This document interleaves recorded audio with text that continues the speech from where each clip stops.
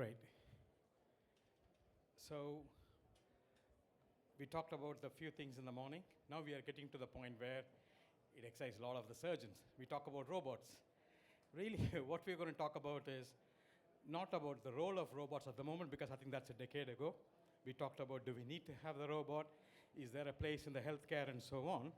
But we are at a point where we need to see how we can use a robot, how we can implement a robot, and what are the different models. So I'm really excited with this panel. These are world leaders on robotic surgery, various innovations, and implementing robotic surgery across the globe. So I'm going to hand over to Professor Chowdhury to chair the chair, and it's going to be a fantastic session, and I'm excited to listen to it. Good afternoon. I'd like to welcome you to this session.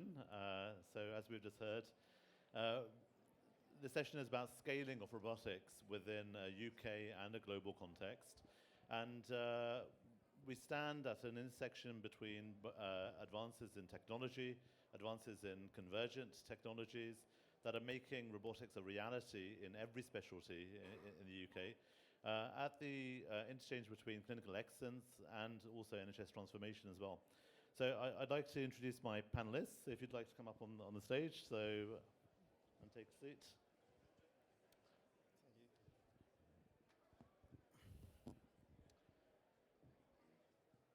So we have Professor Manish Chand, who's known to everyone as Professor at UCLH, Mr. Jamil Ahmed, and Joe from the Holland Society, and we're waiting for Tan Naradampalam, who's just being interviewed at the moment, but will join us shortly. So perhaps I could just start with Manish. So would you like to take a microphone? So where are we at today in 2025 with regard to robotic surgery in the UK? What does a mature robotics program look like, integrated from the perspective of a teaching hospital and academic centre of excellence that you work at? Well, thank you very much, and delighted to be here. It's an absolutely wonderful conference. I'm sure we're going to have a fun 30 minutes discussing this topic, contentious topic perhaps. So a couple of questions that you mentioned, and I'll try and break that down. Where are we in 2025 moving into 2026? Well, certainly the landscape is different, even within the last 2 or 3 years. And that difference is due to a number of factors. Firstly, there are more robots in the market. Those robots are at different price points. There is a better understanding of what makes a successful robotic program work, and we'll just let Tan jump in here. And so we understand better how to efficiently and faster set up a successful unit. And I think much of the skepticism, particularly around clinical outcomes, we're beginning to understand that the outcomes are there, and understanding how to demonstrate those and manipulate those. So, but I will start with this point first. An innovation is not an innovation unless it is useful for everybody. So you mentioned an ivory tower of UCLH, or of the Marsden of Imperial. It's not an innovation if we only get to use these type of devices and these type of technological adjuncts within ivory towers. We must be able to use them in hospitals all across the country, and we must be able to make all of those benefits count all across the country. And to do that, there needs to be buy-in, and there needs to be buy-in not just from the surgeon, the enthusiastic surgeon, or the enthusiastic company trying to sell the robot, but also buy-in from the rest of the team. And understanding, and I talk a lot about this, about building optimal teams, and particularly in relation to Formula One and other disciplines we can take heed from. But if your theatre team, your management team, your division are not bought in to robotics as a theme, it will not succeed. Because you are not going to be able to demonstrate all those wonderful outcomes that we want to be able to demonstrate in week 1. You need to be able to have support to get to week 26 and think, well, this is where we are. We may haven't we maybe haven't demonstrated all the benefits we see in the literature, but we're on our way there. And if you have that support and you have that buy-in, then I think that's the foundation of a successful robotic program. Good. I think what you highlight there is that it's never just about the technology in isolation or new technologies, but you know, manpower development, training, setting standards, the appropriate sort of governance around that is central to the success of any program. And you know, as we know, that there are many specialties that are highly developed from a robotics perspective, such as the original pioneers in neurology and gynecology, and there's been increasing adoption in GI specialties. Initially, you know, with pioneers at ivory towers, as you say, but that's now really being rolled out quite a lot more broadly speaking geographically in the UK at many district general hospitals as well. And perhaps if I could just bring you in, Jamil, in terms of, you know, could you tell us about you know, your insights from having established a successful program in Northampton, and maybe some of the obstacles you came across initially, both at trust level and how you actually made the case, more broadly speaking, within your regional ecosystem to really create a change on the ground that's now benefiting patients. Thank you very much, Asif. It's a great pleasure to be here. As any new change or anything you establish within the NHS, and everybody knows, it's challenging. Its challenge starts from putting a business case, getting through the board and try to convince them that there is a benefit of robot, while they know that in the country already 40 trusts already doing it, and we are just again need to write everything to them, and that took almost 1 year for us. As a small hospital, not small hospital, a DGH hospital where you have to one specialty will be not strong enough or not data would not be big enough to make the case stronger. Our approach was to make a multi-speciality approach. In this, we involved our urology colleagues, we involved our gynecologist colleague, we involved head and neck and colorectal ourselves, and we established a multi-speciality approach with a real number which we've been using on our minimal access surgery using laparoscopic, for example. And that gave and that's the way we put our case, and we also ensure that the access to robotic theater and robotic system to all specialty is equal and as per their patient load, rather than because urology has a commissioned benefit, they will have 5 days and colorectal will have a half day. We based on the data of the patients, and that way we made a success. Within the 3 years, we put together among our specialty over 1,500 cases, probably over 1,700 cases.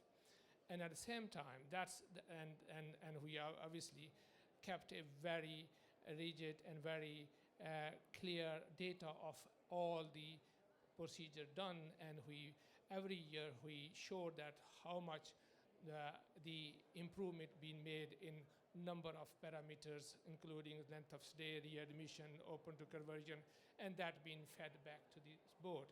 And that's where we from 1 to 2, and we started only with a 4 surgeon. Now we have a 8-10 surgeon. We have a 2 robotics system. We have a more specialty buying in, and we're getting toward the benign work. And I think this is the way we started, and then we are ending up to the good place.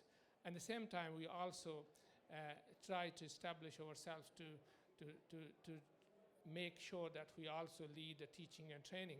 And we established a very regular event with the live operating, with the involvement of the courses, and that helped us to separate within the region, as well as to get the other people to buy in our program and know that this is the successful program. Is not only providing service, It's also providing the teaching and training to all the trainees. Now, any trainee comes to our hospital, if he never had any robotic exposure, within 3 months, we make them sure that they are able to, if they are willing, to get to the console, and we have a system in place. So they are not coming as a as a previous perception that if I am doing a robotic, it means that my trainee is not going to get anything. Now we tell our trainees that if you are not going to do a robot, you are not going to get a job.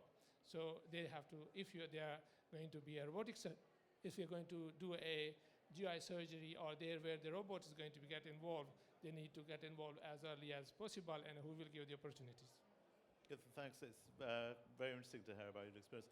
I'd just like to bring Tan in now. So Tan, you have great insights, having been present and leading, teaching, training, and the support of the establishment of the whole process of transformation from open to laparoscopic to robotic surgery. And I wonder what your thoughts might be about where things are at from a national perspective today in 2025. With your sort of national organisation sort of hat on, where is robotic surgery today? And where do you think we could be in the next 5 years? Thanks, Asif. The first thing is thank you to the organisers for inviting me. So robotics is really an important subject, and I think the first thing for everyone in the audience is Grady Booch said a fool with a tool is still a fool. And so we at the Association of Laparoscopic and Robotic Surgeons have really focused on trying to get the training right. And I think the training that we saw in the early 2000s with laparoscopy, we really were scarred. For those of us, I can see Stuart Mercer in the audience, laparoscopic cholecystectomy was rolled out in a disastrous way. And it's so painful it's been covered up. And then we went on to see how complex procedures could be done very successfully laparoscopically by expert surgeons. And then we had to find a way of scaling. So we had the national program, LAPCO, to train on colonic surgery. And when I started my consultant career in the early 2000s, the penetration of laparoscopic surgery for colorectal procedures was 5%. And the program got it up to about 45, 50%. And we're possibly, if we're truthful, only at about 70 to 80%. I can't give you the exact figure. Then comes robotics. So it's taken us 20 years to get there. Then comes robotics, which is huge expense. There's a machine-human interface, and there are significant issues with human factors and team training, as Manish alluded to. So I think we've got to learn from what the transition from open to laparoscopy. You need an embedded program of training that is supported at the highest level by colleges, by government. LAPCO only worked because £6 million was put towards the training program. At the moment, all the associations are trying to do their own little training programs, some of them not validated. So I think, in answer to your question, I think we've learnt lessons from laparoscopy, bad ones. We've done some good things, and robotic surgery is at that inflection point where we really, really could make a huge difference. And Manish talked about team training. I think the tool is, it's just a way of accessing a cavity and doing your surgery. What we need to focus on is the people around the tool, the workspace and environment, and how we train our juniors to use this, because we want to look at the product of the product of the product. It's not about robots, it's about good patient outcomes. So we've got to work backwards from how do you get a good patient outcome, and then you can put in place proper training. You can think about actually centralizing some services, because I'm sad to say that, like little football teams in many towns in Britain, most of them are rubbish and they should be shut down. And it's a bit like some of the services we have in our local hospitals. They're not really transparently good. That's the honest truth. So if we have a way of that, having some transparent truth about the services that are being offered and actually train for excellence, I think our patients will really appreciate that. And don't forget, every single person in this room is potentially going to be a patient to this service. So what service do you want? Very good. So where do you think the leadership should come for that? From national bodies, from the Royal Colleges, from government diktats, in terms of defining, the KPIs and the problems that we should be looking at? Should we be overburdened by that? Is that an obstacle to innovation? What are your thoughts about that? I think leadership should come from the bottom up. Every single one of us who decides to follow a path in surgery or healthcare has to look at their contribution and how they can follow as well as lead. I think the bodies, as you go up the chain, have to look at their roles in qualifying and validating training, in providing training, and then there has to be some sort of legislative process. So, for example, in colorectal surgery, in about 2006, when they had the edict that every MDT should be able to offer laparoscopic colorectal resection, suddenly there was an incentive to train people. So I think we need to be looking at every single stage. The leadership has to come, each individual has to do it, and the bodies need to have a real rethink about what needs to be provided. And once you've got that system, then people have to be empowered to do what they believe is right. So that I think the leadership is at several levels. Every single individual in the system has to do something. But you need government, you need colleges to take their place. And we've got to change our attitude. Most committees, most organizations look at the reason why this won't work. We have to innovation is, how can we make this work? That's what we've got to start doing. Now, I would agree there's a core impetus to innovate, to integrate tools that are coming into our hands that the pioneers often demonstrate are highly effective. But having that sort of consistency at scale is where the difficulty lies. Manish, in terms of the sort of development of the broader multidisciplinary training ecosystem that involves, I can see sort of my nursing colleagues from the Marsden here today as well, the multidisciplinary team from a nursing perspective, allied healthcare professional perspective, how do we achieve that at scale? Well, I think Tan alluded to this already, and I'm just going to emphasize it again about the team training, and training is the issue. So the title of this session is how do you deliver at scale?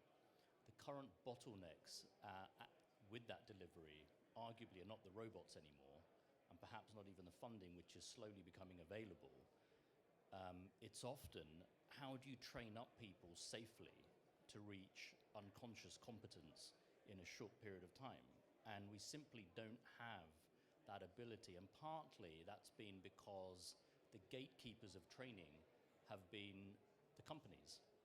And so if you want to use a specific robot, you have to get the green light, not from your institution, but from the company. And I think when you talk about societies, and whether that be national societies or European societies, global societies, we need to really intervene here and be the gatekeepers of training and be able to deliver that training for the purposes that we want to deliver that training for. Yeah, I think that element is very interesting because we have been through this sort of quite protracted time period of multiple generations of one company effectively having a monopoly. and setting standards in a very kind of paternalistic sort of manner. And often we aren't able not only to train the current consultant workforce that are keen to get going in robotics and will be able to then participate in delivery, as it were, but the next generation of trainees who will rapidly need to be trained, do rapidly need to be trained, and they need to be on it. And it reminds me of those days of LAPCO where consultants in certain hospitals were being trained laparoscopically, which was at the bereft of the trainees that were unable then to get trained laparoscopically. So again, we need to take those lessons. But going back to your point of the team, this is something that we certainly can take from LAPCO and can take from what we've learned for surgical training in the last 10, 15 years. If the robot is just a tool, and if you want to get all the benefits out of a robotic program, you need to make sure that everyone is trained up to a certain level, and a really high level. And, you know, again, I go back to this work that I'm doing at the moment with a Formula One pit crew that are looking at differences that we have in our in what we do versus what we do. And I'm mesmerized when I go and see the pit crew and what they do and how they train. It's phenomenal to see the amount of training they put in. So they develop this through deliberate practice to develop this unconscious competence of being able to do things where a cue may be someone's elbow passing them against their knee, and they understand that is a cue for them to do the next maneuver in as part of a team. So fine, we don't have to take it perhaps to that level, but you don't win Formula One championships because it's you and the car. You win it for the 23 pit crew, you win it for the people back in the lab, you win it for everyone involved in that.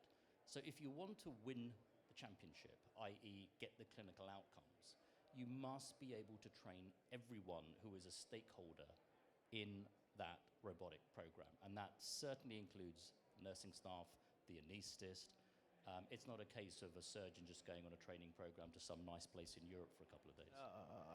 I totally agree, and I've also been in the pits down at Silverstone and Monza, and seen how, you know, very pivotal small changes that are in terms of real-time information integration can make such a big difference to the outcome of any race.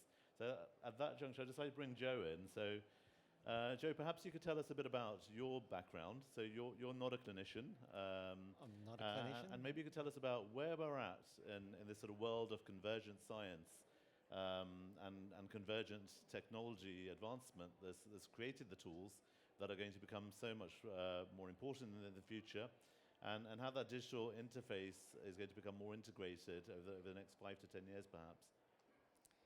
I'll give that a go. Thank you for allowing me to share the stage with illustrious leaders and clinicians here. So I'm a technologist. I've got a background in particularly XR, so extended reality, virtual reality. I was at Microsoft working in the HoloLens team, and we saw a lot of pioneering use cases in surgery over the years. It led me to actually help set up the Holomedicine Association, which was an independent body to share best practice globally of clinicians around the world who are innovating with this kind of technology. Really see this as playing a role addressing some of the challenges that have been brought up here around training, around accessibility. So, for example, you know, being able to provide a safe, scalable environment to practice in. Now, that can be in many forms. It could be helping the collaborative MDT to understand how to set up a theatre, understand how to handle emergency situations in robotics. It could be actually using consumer headsets to simulate, just as they do with Flight Simulator, or bringing that into the world of robotics so that you can practice in a safe environment. There's a thing called the flipped classroom model, which you may be familiar with, where you can build knowledge using XR in a safe environment before you go to a high-cost, high-touch environment. And it can be also an adjunct to that costly environment. And then you've got the ability to reinforce that afterwards. So we're seeing more applications in this space for learning. But it's also about accessibility. So mentioned about the closed ecosystems. So there's room for an agnostic platform to be able to connect to some of these systems to be able to provide opportunities for the wider MDT interoperatively and also externally to open up proctoring scenarios where you can actually see the view that the surgeon sees and augment that with other surgical plan, for example. And talking about proctoring and the way digital technology is progressing, hand in hand with connectivity. So we're starting to see investments in, say, 5G, particularly in Asia. And that opens up the possibility with low latency networks of actually telesurgery for the first time. And so you can see the direction where things can potentially go. We already have a console view where you've got your head in the console, so why couldn't that be just a heads-up virtual reality device sitting in your home and being able to control remotely what's happening in surgery? It's a possibility. We've got a long way to go to get there. Are we actually that far away? So I performed gastrectomy between London, Hong Kong and Shanghai earlier this year with latency of 80 milliseconds. So, the proof of concept is there. It's been there for a long time, in fact, with the sort of transatlantic sort of, approaches with older technology. But where do you see that all going in terms of the sort of democratization of proficiency and the presence of our minds to actually assist intervention over a broader geography? So, accessibility and scalability. When you say broad geography, I mean, we're fortunate in this country to be able to afford the robots we have, but they come in different flavors. We're seeing the affordability curve and more robots into the market, so it makes it more accessible, and we'll see hopefully proliferation in other markets. But still, there is a wide gap. So how do you connect the expertise that's been built up in countries like the UK with open new markets, and that's where the teleproctoring, I think, comes into it. But, Manish, would you like to jump in there? Yeah, I mean, I've been fortunate to work with Joe in a previous life when you were part of Microsoft, and we did, I think, one of the first in human Microsoft HoloLens cases, trying to understand how we could improve planning for procedures, and we did that several years ago. But XR is one of those technologies that I think can address some of these problems that we've talked about. And of course, CMR have their own bespoke training program, which is different from Intuitive Surgical, who are different from others. And CMR were the first really to try and incorporate this and get through that bottleneck. So I do think, ultimately, the Da Vinci console is a virtual reality headset. It always was from the beginning in the 80s. We just didn't have the technology in the 80s to develop a virtual reality console that small, so they built a massive virtual reality console.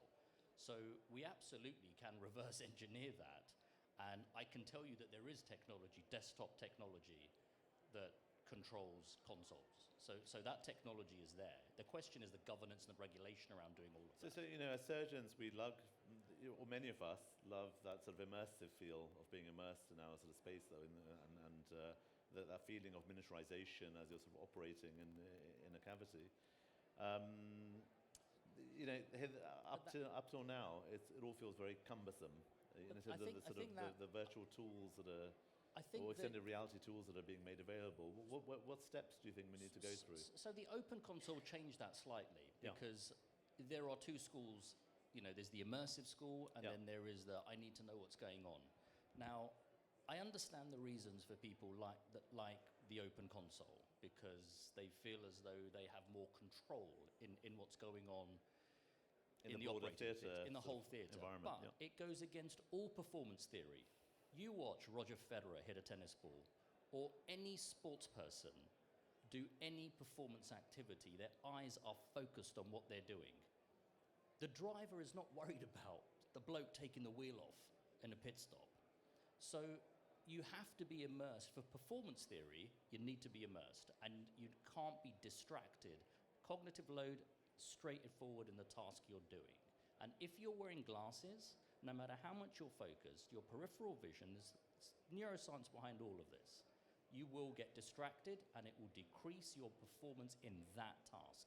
Now, that's not to say there aren't other disadvantages or benefits for the open console, but if you've got a fantastic theatre team that you trust, they're all doing their roles, you can get on and focus on the immersion. So sorry about that tangent. Jan, so what would you like to add to that? So it's very interesting listening to what Joe and Manish have said. My theory is that actually we need to compress training. We've got a sort of 18th, 19th century model of medical training, which is totally outdated. And having lots of children, I see how the education system has moved on radically. So, you know, we need simulation. We need to use the box trainers. We need to use XR. And I've created some 360 movies, and the experience shows that the skill transfer is faster, the knowledge transfer is faster, it's much more engaging, which means the skills are kept. So I think that's part of what we need to embed into our training programs, and we need to actually go ahead and do it. The headset has to be the stethoscope of the 21st century. And then we were just talking about accessibility for surgery. So I've done a project with Rods and Cones for tele-mentoring and tele-proctoring. And we got 8 headsets out to Sri Lanka. We got a grant from the Dutch government for about €300,000.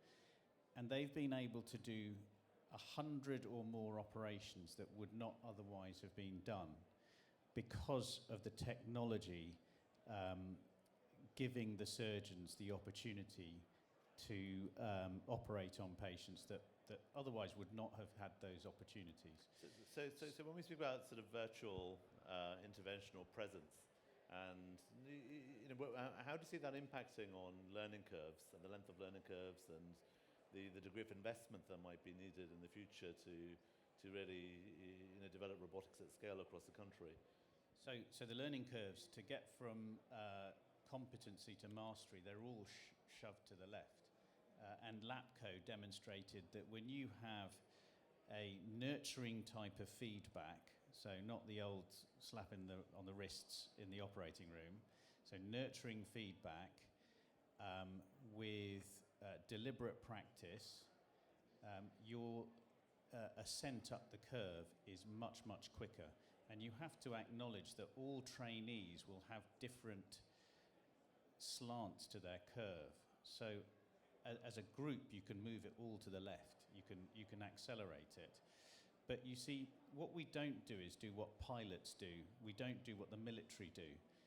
They spend a lot more time training as part of their normal work, whereas we spend much of our time doing the work and not training.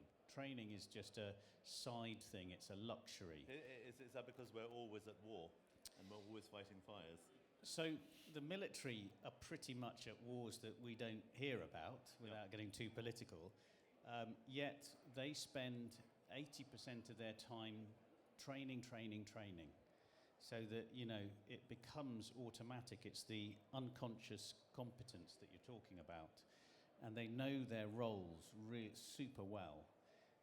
How many times have you done a bleeding scenario at the Marsden with the whole team? Oh, we can't take all these people out of their job. We've got to do all the cancer work. Yet, actually, if we honestly look at our hospitals and honestly look at our outcomes, they could be so much enhanced if we did a bit more training and slowed down. It's just we're in a mindset that's quite difficult to get out of. So while we're still on this sort of extended reality, mixed reality sort of thinking, so Joe, you know, one of the criticisms is that a lot of the sort of hollow medicine, HoloLens zone is a bit gimmicky. Okay, this is something that's said that people can demonstrate overlays and meshed overlays, real-time sort of overlays. People have been doing that in, Michel Diana in Strasbourg for a long time now. But it hasn't really made that mass impact that one might have expected, over the course of the last 10 years. What do you think the obstacles are? What might be useful? So when we speak about tele-proctoring, tele-mentoring, tele-surgery, learning curves, what do we want to actually see? I Maybe Manish and Jamil can sort of pitch in as well. What do we actually want to see that might make a difference? What should be on the horizon with this technology? Well, I can answer from the technology perspective. It'd be interesting to get perspective of what you'd actually want to see. But I think some of the barriers, so the HoloLens itself, I think it was a pioneering device that was looking for use cases in the industry. Innovative surgeons saw the opportunity to do that, and companies, ISVs who started up, saw the opportunity to really transform the way we see medical data. So be able to convert 2D CT scans, MRI scans into three-dimensional segmented models to inform the surgical plan. But with these headsets, you could then take them wherever you were in a sterile environment and refer to them. So you reduce the cognitive load. Experienced surgeons can make that extrapolation, although I'm hearing there's also research to say not everyone can do it, but you certainly need to build that experience. So from that side of things, I think the barriers are probably were that it's still it was a high-cost, kind of cumbersome device. In reality, in terms of the operating theatre, it's not something that you could easily just put on like these. So the direction things are going is miniaturization, and we'll start to see this kind of technology be every day. So these are, for example, the Meta Ray-Bans. I'm going to take a photo of you in the audience now. So you can stream, you can use AI to capture, and the next version that's just been released can actually project augmented reality in your field of view. So this is the direction technology is going. It's becoming smaller, more accessible, and it'll start to become commonplace in the workplace. So that's one area of an adoption, and it's the usual case of technology requiring some investment in training and adoption before it can be widely utilised. So preoperative radiology diagnostics of information overlays is something that we look at. We also know about near-infrared systems that are heavily embedded and used by the Firefly and things like that. But Manish and Jamil, what are your thoughts on this kind of zone? I think here I see three different scenarios as we look at the upscaling of robotic technology, robotic surgery in this country and across the world. There are some institutes and some countries, perhaps if you talk about some institutes and trusts, who are quite ahead of their in the robotics service, like a Portsmouth University Hospital. They are more in a shape of making new knowledge, getting new technology, experiencing, experimenting, and there are a few of those across the country, and they are different level. Second is those who have now consolidated their robotic experience and trying to get across the specialities, like Colchester, like in Coventry, every surgeon is a robotic surgeon, full stop. Then there are such as my institute, where we are upscaling. So we have, every institute has their own sort of trajectory where they want to be in next 2-3 years. For example, for us, adopting those high technologies is maybe there, but not on our agenda. My agenda and my hospital, and when I say our hospital, and a lot of 60% in country DGH hospitals are trying to get through the business cases, try to get through the robotic system. And hopefully with the new system, as we've been discussing, coming in, the monopoly of one company will go down, and who will have a more access. And then robotic surgery will not be only the talk of clinical excellence centers. Robotic surgery will be talk for every hospital. And that's the key. That's, for me, is a key thing in this country to happen, because if my patient living in Northampton needed to go to prostate surgery to Leicester, this is not very good for him. and or somebody, yeah, you need to have centralized service, that's fine. But if the same service cannot be given because you do not have a tool, that's not good. That's a postcode lottery. So I think we need to look the scaling on that way, and there are definitely areas or trust who are trying to get into the access to the robotic surgery, and there are the trusts who are upscaling and consolidating their own service to the various specialty and various consultants. And for those who are on a very ahead on a leading role, like Portsmouth and other Royal Marsden and London hospitals, they are in experimental situation, and they are the different. They have a different sort of approach. That's my sense. Yeah, thank you. So, Manish, do you want to add? Oh, I'll just finish with the point about the XR. Yeah. And for me, the XR and the technology that we have around XR is so much better than 5 years ago. Yeah. I think where we can really take advantage of it is in that training scenario. I'm not sure we're there at the moment, and I'm only going to speak about soft tissue surgery, to use it as an intraoperative tool for soft tissue surgery, because there's too many moving parts.